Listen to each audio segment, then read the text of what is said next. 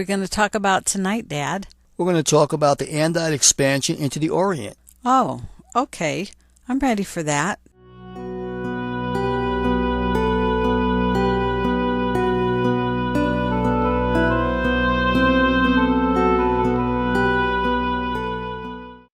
Andite expansion in the Orient.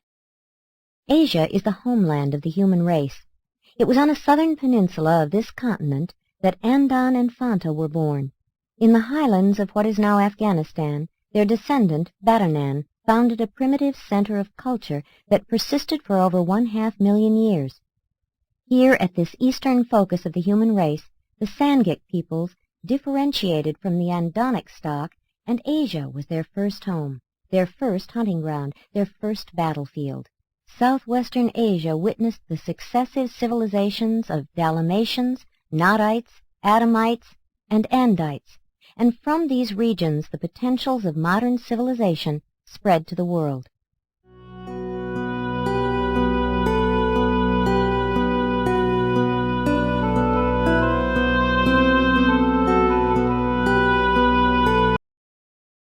The Andites of Turkestan. For over 25,000 years, on down to nearly 2000 B.C., the heart of Eurasia was predominantly, though diminishingly, Andite. In the lowlands of Turkestan, the Andites made the westward turning around the inland lakes into Europe, while from the highlands of this region they infiltrated eastward. Eastern Turkestan, Xinjiang, and to a lesser extent Tibet, were the ancient gateways through which these peoples of Mesopotamia penetrated the mountains to the northern lands of the Yellow Men. The Andite infiltration of India proceeded from the Turkestan highlands into the Punjab and from the Iranian grazing lands through Baluchistan. These earlier migrations were in no sense conquests. They were, rather, the continual drifting of the Andite tribes into western India and China. For almost 15,000 years, centers of mixed Andite culture persisted in the basin of the Darim River in Xinjiang, and to the south in the highland regions of Tibet, where the Andites and Andonites had extensively mingled. The Darim Valley was the easternmost outpost of the true Andite culture. Here they built their settlements and entered into trade relations with the progressive Chinese to the east and with the Andonites to the north. In those days the Darim region was a fertile land. The rainfall was plentiful. To the east, the Gobi was an open grassland where the herders were gradually turning to agriculture. This civilization perished when the rain winds shifted to the southeast, but in its day it rivaled Mesopotamia itself. By 8000 B.C., the slowly increasing aridity of the highland regions of Central Asia began to drive the Andites to the river bottoms and the seashores. This increasing drought not only drove them to the valleys of the Nile, Euphrates, Indus, and Yellow rivers, but it produced a new development in Andite civilization. A new class of men, the traders, began to appear in large numbers. When climatic conditions made hunting unprofitable for the migrating Andites, they did not follow the evolutionary course of the older races by becoming herders. Commerce and urban life made their appearance. From Egypt through Mesopotamia and Turkestan to the rivers of China and India, the more highly civilized tribes began to assemble in cities devoted to manufacture and trade. Adonia became the Central Asian commercial metropolis, being located near the present city of Ashgabat. Commerce in stone, metal, wood, and pottery was accelerated on both land and water. But ever-increasing drought gradually brought about the great Andite exodus from the lands south and east of the Caspian Sea. The tide of migration began to veer from northward to southward, and the Babylonian cavalrymen began to push into Mesopotamia. Increasing aridity in Central Asia further operated to reduce population and to render these people less warlike, and when the diminishing rainfall to the north forced the nomadic Andonites southward, there was a tremendous exodus of Andites from Turkestan. This is the terminal movement of the so-called Aryans into the Levant and India. It culminated that long dispersal of the mixed descendants of Adam during which every Asiatic and most of the island peoples of the Pacific were to some extent improved by these superior races. Thus, while they dispersed over the eastern hemisphere, the Andites were dispossessed of their homelands in Mesopotamia and Turkestan, for it was this extensive southward movement of Andinites that diluted the Andites in Central Asia nearly to the vanishing point. But even in the 20th century after Christ, there are traces of Andite blood among the Turanian and Tibetan peoples, as is witnessed by the blonde types occasionally found in these regions. The early Chinese annals record the presence of the red-haired nomads to the north of the peaceful settlements of the Yellow River, and there still remain paintings which faithfully record the presence of both the blonde Andite and the brunette Mongolian types in the Darim Basin of long ago. The last great manifestation of the submerged military genius of the Central Asiatic Andites was in A.D. 1200, when the Mongols, under Genghis Khan, began the conquest of the greater portion of the Asiatic continent. And like the Andites of old, these warriors proclaimed the existence of one God in heaven. The early breakup of their empire long delayed cultural intercourse between Occident and Orient, and greatly handicapped the growth of the monotheistic concept in Asia.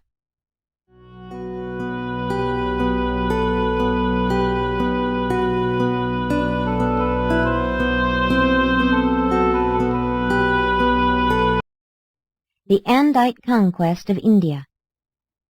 India is the only locality where all the Urantia races were blended, the Andite invasion adding the last stock.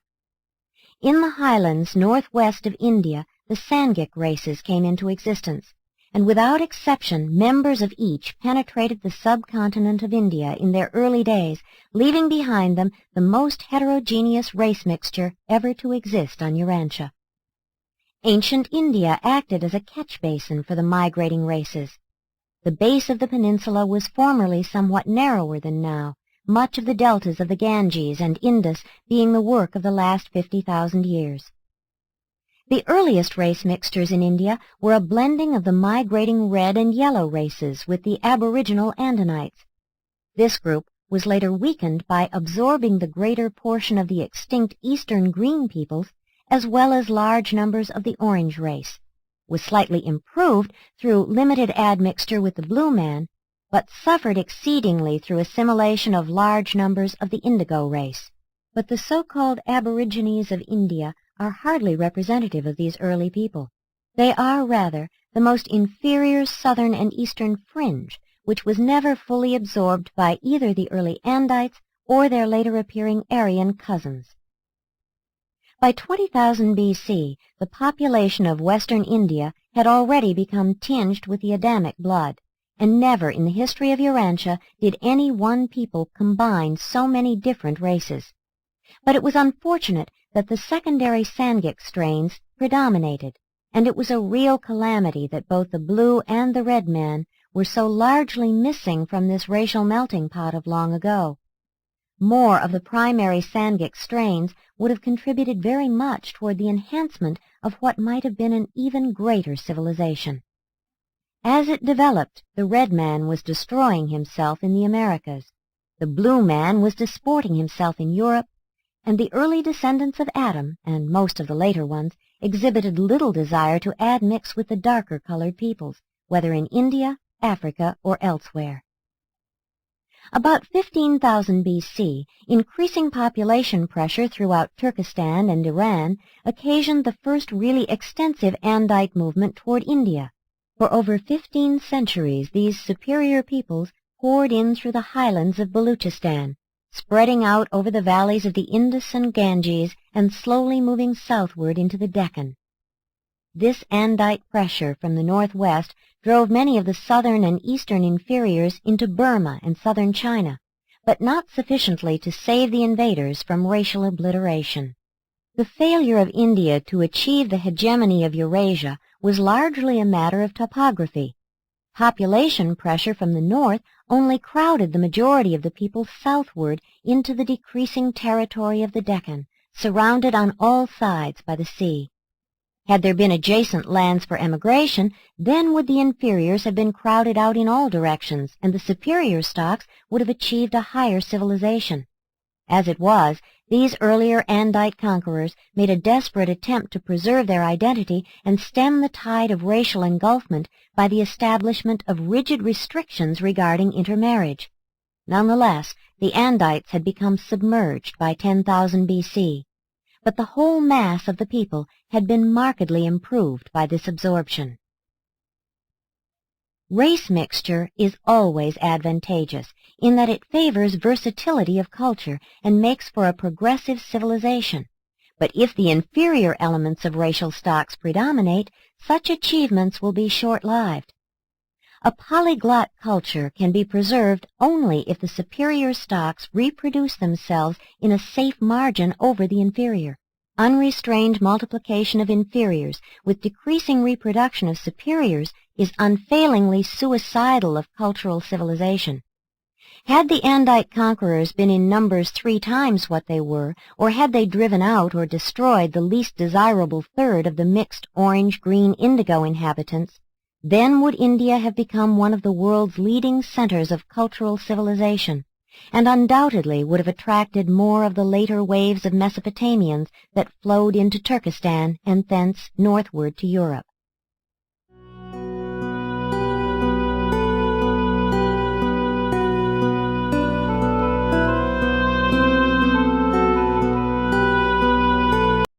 Dravidian India.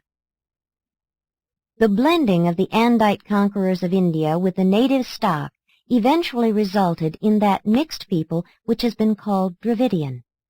The earlier and purer Dravidians possessed a great capacity for cultural achievement, which was continuously weakened as their Andite inheritance became progressively attenuated.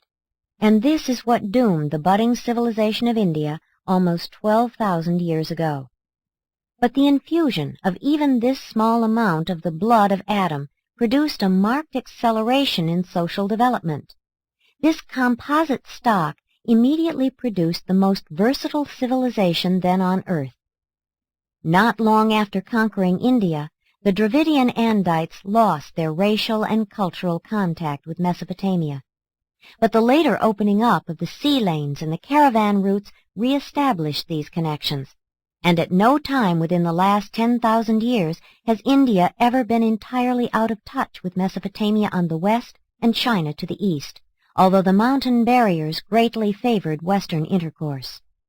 The superior culture and religious leanings of the peoples of India date from the early times of Dravidian domination, and are due, in part, to the fact that so many of the Sethite priesthood entered India both in the earlier Andite and in the later Aryan invasions. The thread of monotheism running through the religious history of India thus stems from the teachings of the Adamites in the Second Garden. As early as 16,000 BC, a company of 100 Sethite priests entered India and very nearly achieved the religious conquest of the western half of that polyglot people. But their religion did not persist. Within 5,000 years, their doctrines of the Paradise Trinity had degenerated into the triune symbol of the fire god. But for more than 7,000 years, down to the end of the Andite migrations, the religious status of the inhabitants of India was far above that of the world at large. During these times, India bid fair to produce the leading cultural, religious, philosophic, and commercial civilization of the world. And but for the complete submergence of the Andites by the peoples of the south, this destiny would probably have been realized. The Dravidian centers of culture were located in the river valleys, principally of the Indus and Ganges, and in the Deccan along the 3 great rivers flowing through the eastern Ghats to the sea. The settlements along the seacoast of the western Ghats owed their prominence to maritime relationships with Sumeria. The Dravidians were among the earliest peoples to build cities and to engage in an extensive export and import business, both by land and sea. By 7,000 BC, camel trains were making regular trips to distant Mesopotamia. Dravidian shipping was pushing coastwise across the Arabian Sea to the Sumerian cities of the Persian Gulf, and was venturing on the waters of the Bay of Bengal, as far as the East Indies. An alphabet, together with the art of writing, was imported from Sumeria by these seafarers and merchants. These commercial relationships greatly contributed to the further diversification of a cosmopolitan culture, resulting in the early appearance of many of the refinements and even luxuries of urban life. When the later appearing Aryans entered India, they did not recognize in the Dravidians their Andite cousins submerged in the Sangic races, but they did find a well-advanced civilization. Despite biologic limitations, the Dravidians founded a superior civilization. It was well diffused throughout all India and has survived on down to modern times in the Deccan.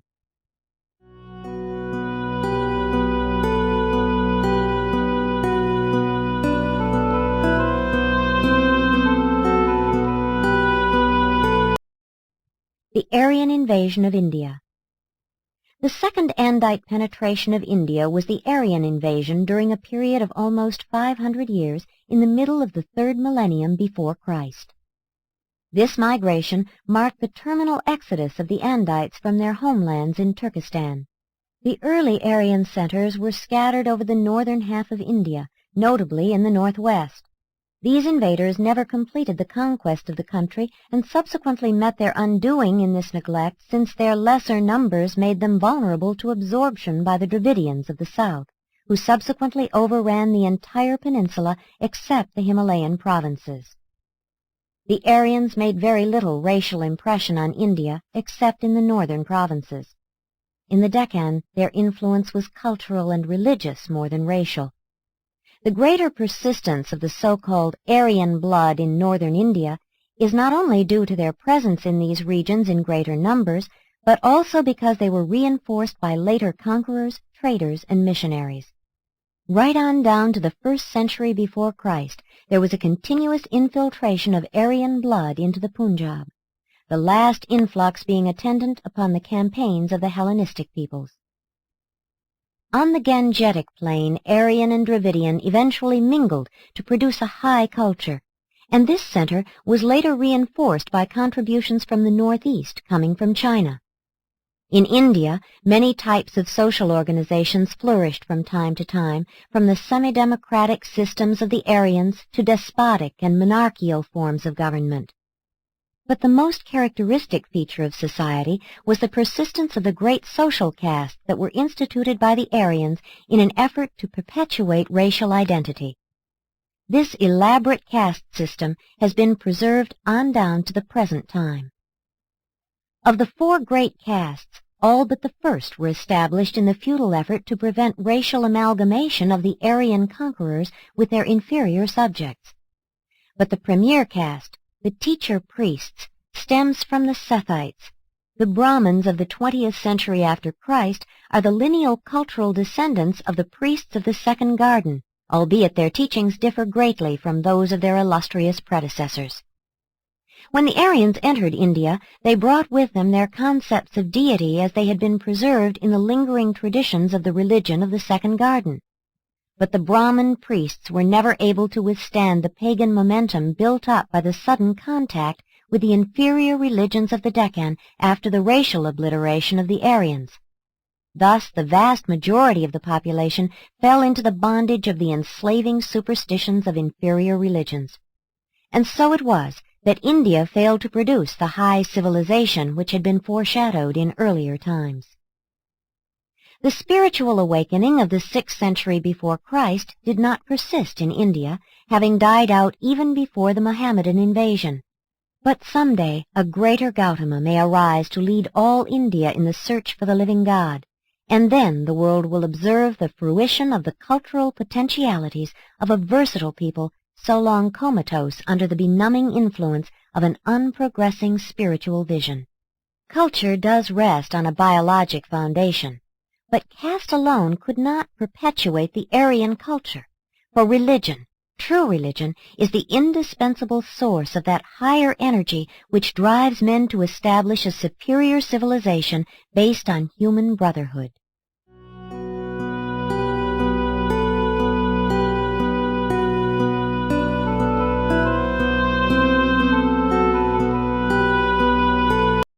Red Man and Yellow Man. While the story of India is that of Andite conquest and eventual submergence in the older evolutionary peoples, the narrative of Eastern Asia is more properly that of the primary Sangiks, particularly the red man and the yellow man. These two races largely escaped that admixture with the debased Neanderthal strain which so greatly retarded the blue man in Europe, thus preserving the superior potential of the primary Sangik type. While the early Neanderthalers were spread out over the entire breadth of Eurasia, the eastern wing was the more contaminated with debased animal strains. These subhuman types were pushed south by the Fifth Glacier, the same ice sheet which so long blocked Sangik migration into eastern Asia. And when the red man moved northeast around the highlands of India, he found northeastern Asia free from these subhuman types. The tribal organization of the red races was formed earlier than that of any other peoples, and they were the first to migrate from the Central Asian focus of the Sangiks. The inferior Neanderthal strains were destroyed or driven off the mainland by the later migrating yellow tribes. But the red man had reigned supreme in eastern Asia for almost 100,000 years before the yellow tribes arrived. More than 300,000 years ago, the main body of the yellow race entered China from the south as coastwise migrants. Each millennium they penetrated farther and farther inland, but they did not make contact with their migrating Tibetan brethren until comparatively recent times. Growing population pressure caused the northward-moving yellow race to begin to push into the hunting grounds of the red man. This encroachment, coupled with natural racial antagonism, culminated in increasing hostilities, and thus began the crucial struggle for the fertile lands of farther Asia. The story of this age-long contest between the red and yellow races is an epic of Urantia history. For over 200,000 years, these two superior races waged bitter and unremitting warfare. In the earlier struggles, the red men were generally successful, their raiding parties spreading havoc among the yellow settlements. But the yellow man was an apt pupil in the art of warfare, and he early manifested a marked ability to live peaceably with his compatriots. The Chinese were the first to learn that in union there is strength. The red tribes continued their internecine conflicts, and presently they began to suffer repeated defeats at the aggressive hands of the relentless Chinese, who continued their inexorable march northward. 100,000 years ago, the decimated tribes of the red race were fighting with their backs to the retreating ice of the last glacier, and when the land passage to the east, over the Bering Isthmus, became passable, these tribes were not slow in forsaking the inhospitable shores of the Asiatic continent. It is 85,000 years since the last of the pure red men departed from Asia, but the long struggle left its genetic imprint upon the victorious yellow race.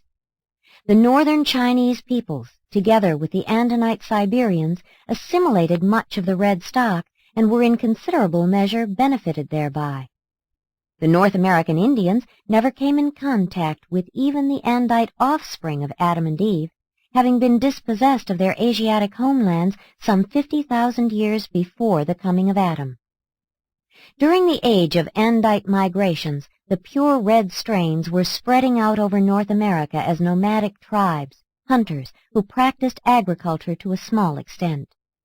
These races and cultural groups remained almost completely isolated from the remainder of the world from their arrival in the Americas down to the end of the first millennium of the Christian era, when they were discovered by the white races of Europe. Up to that time, the Eskimos were the nearest to white men the northern tribes of red men had ever seen. The red and the yellow races are the only human stocks that ever achieved a high degree of civilization apart from the influences of the Andites. The oldest Amerindian culture was the Anamanalantan Center in California, but this had long since vanished by 35,000 B.C. In Mexico, Central America, and in the mountains of South America, the later and more enduring civilizations were founded by a race predominantly red, but containing a considerable admixture of the yellow, orange, and blue. These civilizations were evolutionary products of the Sangiks, notwithstanding that traces of Andite blood reached Peru. Excepting the Eskimos in North America and a few Polynesian Andites in South America, the peoples of the Western Hemisphere had no contact with the rest of the world until the end of the first millennium after Christ. In the original Melchizedek plan for the improvement of the Urantia races, it had been stipulated that 1 million of the pure line descendants of Adam should go to upstep the red men of the Americas.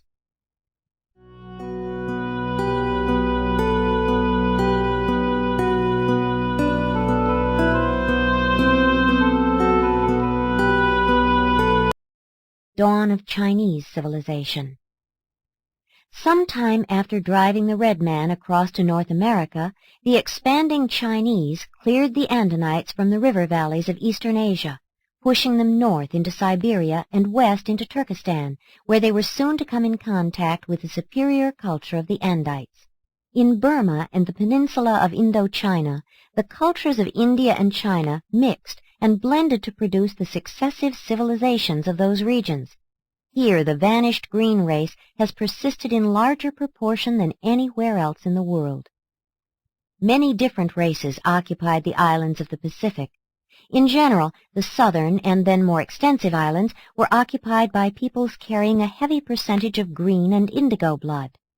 The northern islands were held by Andinites, and later on by races embracing large proportions of the yellow and red stocks. The ancestors of the Japanese people were not driven off the mainland until 12,000 B.C., when they were dislodged by a powerful southern coastwise thrust of the northern Chinese tribes.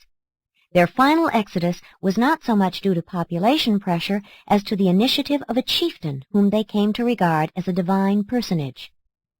Like the peoples of India and the Levant, victorious tribes of the Yellow Man established their earliest centers along the coast and up the rivers. The coastal settlements fared poorly in later years as the increasing floods and the shifting courses of the rivers made the lowland cities untenable.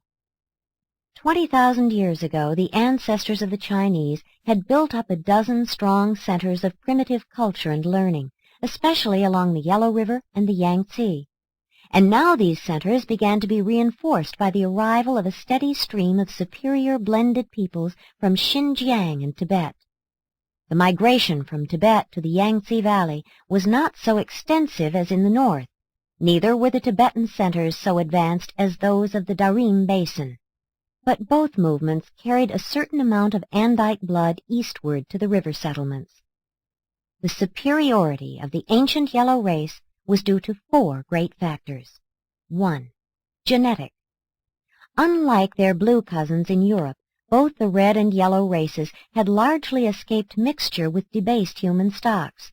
The northern Chinese, already strengthened by small amounts of the superior red and Andonic strains, were soon to benefit by a considerable influx of Andite blood. The southern Chinese did not fare so well in this regard, and they had long suffered from absorption of the green race, while later on they were to be further weakened by the infiltration of the swarms of inferior peoples crowded out of India by the Dravidian Andite invasion. And today in China there is a definite difference between the northern and southern races. 2. Social. The yellow race early learned the value of peace among themselves. Their internal peaceableness so contributed to population increase as to ensure the spread of their civilization among many millions. From 25,000 to 5,000 B.C., the highest mass civilization on Urantia was in central and northern China. The Yellow Man was first to achieve a racial solidarity, the first to attain a large-scale cultural, social, and political civilization. The Chinese of 15,000 B.C. were aggressive militarists. They had not been weakened by an over-reverence for the past, and numbering less than 12 million, they formed a compact body speaking a common language. During this age, they built up a real nation, much more united and homogeneous than their political unions of historic times. 3. Spiritual. During the age of Andite migrations, the Chinese were among the more spiritual peoples of Earth. Long adherence to the worship of the one truth proclaimed by Sing-Langton kept them ahead of most of the other races. The stimulus of a progressive and advanced religion is often a decisive factor in cultural development. As India languished, so China forged ahead under the invigorating stimulus of a religion in which truth was enshrined as the supreme deity. This worship of truth was provocative of research and fearless exploration of the laws of nature and the potentials of mankind. The Chinese of even 6,000 years ago were still keen students and aggressive in their pursuit of truth. 4. Geographic. China is protected by the mountains to the west and the Pacific to the east. Only in the north is the way open to attack, and from the days of the red man to the coming of the later descendants of the Andites, the north was not occupied by any aggressive race. And but for the mountain barriers and the later decline in spiritual culture, the yellow race undoubtedly would have attracted to itself the larger part of the Andite migrations from Turkestan, and unquestionably would have quickly dominated world civilization.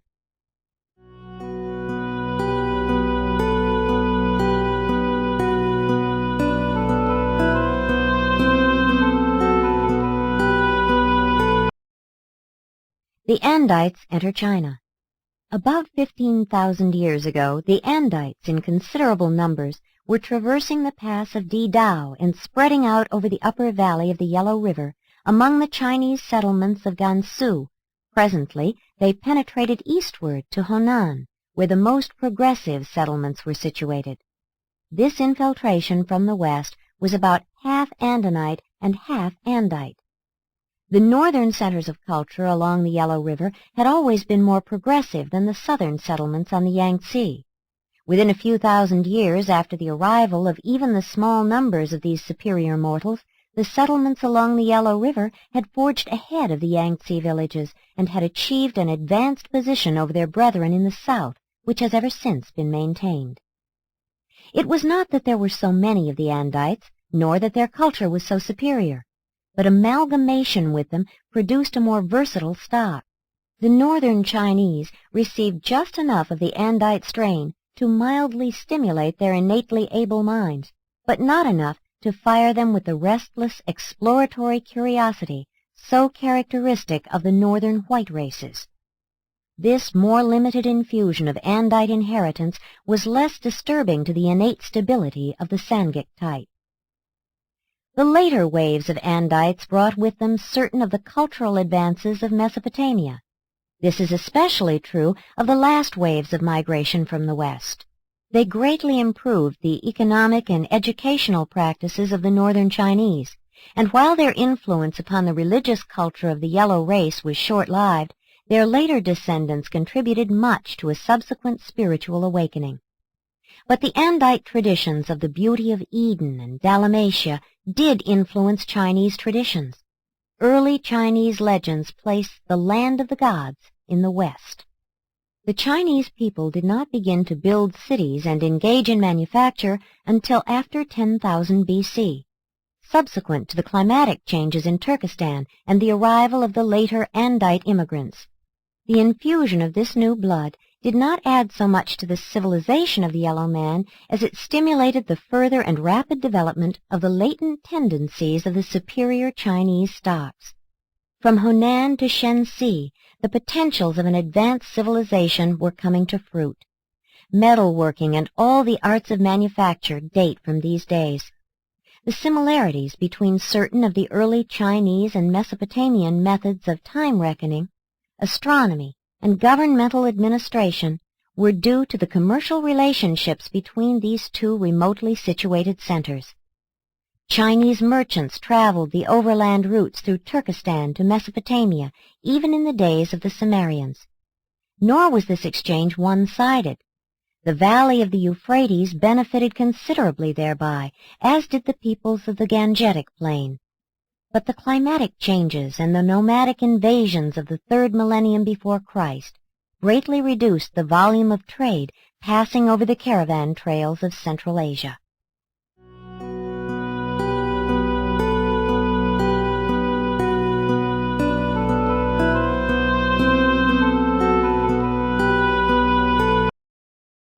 Later Chinese civilization.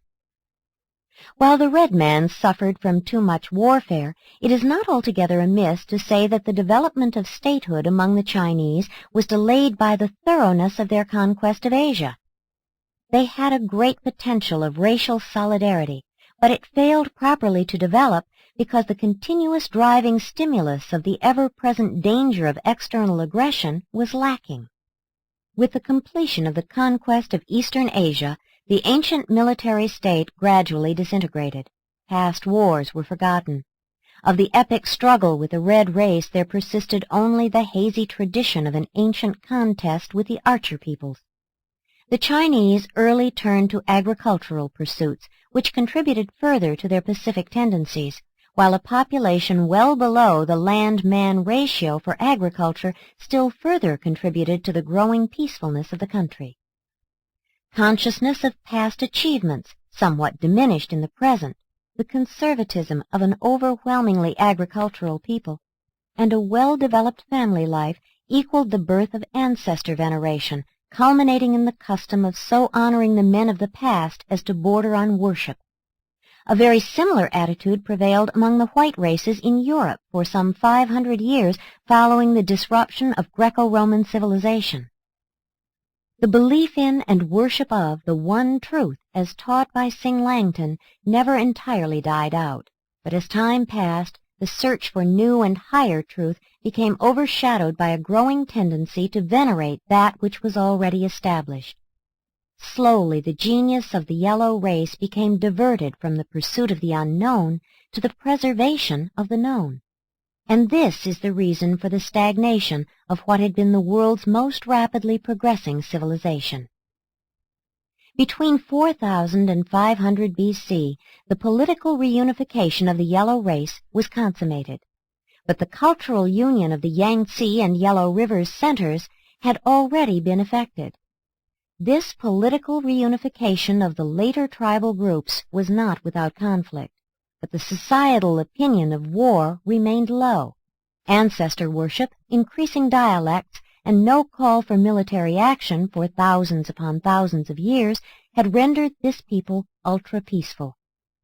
Despite failure to fulfill the promise of an early development of advanced statehood, the yellow race did progressively move forward in the realization of the arts of civilization, especially in the realms of agriculture and horticulture. The hydraulic problems faced by the agriculturists in Shenxi and Honan demanded group cooperation for solution. Such irrigation and soil conservation difficulties contributed in no small measure to the development of interdependence with the consequent promotion of peace among farming groups. Soon, developments in writing, together with the establishment of schools, contributed to the dissemination of knowledge on a previously unequaled scale. But the cumbersome nature of the ideographic writing system placed a numerical limit upon the learned classes, despite the early appearance of printing. And above all else, the process of social standardization and religio-philosophic dogmatization continued apace. The religious development of ancestor veneration became further complicated by a flood of superstitions involving nature worship, but lingering vestiges of a real concept of God remained preserved in the imperial worship of Shangdi. The great weakness of ancestor veneration is that it promotes a backward-looking philosophy. However wise it may be to glean wisdom from the past, it is folly to regard the past as the exclusive source of truth. Truth is relative and expanding. It lives always in the present, achieving new expression in each generation of men, even in each human life. The great strength in a veneration of ancestry is the value that such an attitude places upon the family. The amazing stability and persistence of Chinese culture is a consequence of the paramount position accorded the family, for civilization is directly dependent on the effective functioning of the family, and in China the family attained a social importance, even a religious significance, approached by few other peoples. The filial devotion and family loyalty exacted by the growing cult of ancestor worship ensured the building up of superior family relationships and of enduring family groups. all of which facilitated the following factors in the preservation of civilization. 1. Conservation of property and wealth. 2. Pooling of the experience of more than one generation. 3. Efficient education of children in the arts and sciences of the past. 4. Development of a strong sense of duty, the enhancement of morality, and the augmentation of ethical sensitivity. The formative period of Chinese civilization, opening with the coming of the Andites, continues on down to the great ethical, moral, and semi-religious awakening of the 6th century before Christ. And Chinese tradition preserves the hazy record of the evolutionary past, the transition from mother to father family, the establishment of agriculture, the development of architecture, the initiation of industry. All these are successively narrated. And this story presents, with greater accuracy than any other similar account, the picture of the magnificent ascent of a superior people from the levels of barbarism. During this time, they passed from a primitive agricultural society to a higher social organization embracing cities, manufacture, metalworking, commercial exchange, government, writing, mathematics, art, science, and printing. And so the ancient civilization of the yellow race has persisted down through the centuries. It is almost 40,000 years since the first important advances were made in Chinese culture, and though there have been many retrogressions, the civilization of the sons of Han comes the nearest of all to presenting an unbroken picture of continual progression right on down to the times of the 20th century. The mechanical and religious developments of the white races have been of a high order, but they have never excelled the Chinese in family loyalty, group ethics, or personal morality. This ancient culture has contributed much to human happiness. Millions of human beings have lived and died blessed by its achievements. For centuries, this great civilization has rested upon the laurels of the past, but it is even now reawakening to envision anew the transcendent goals of mortal existence, once again to take up the unremitting struggle for never-ending progress. Presented by an Archangel of Nebadon. That was really interesting, Dad. I'm sure learning lots of new things. Yes, Michael, you sure are. These are things you will not learn in school.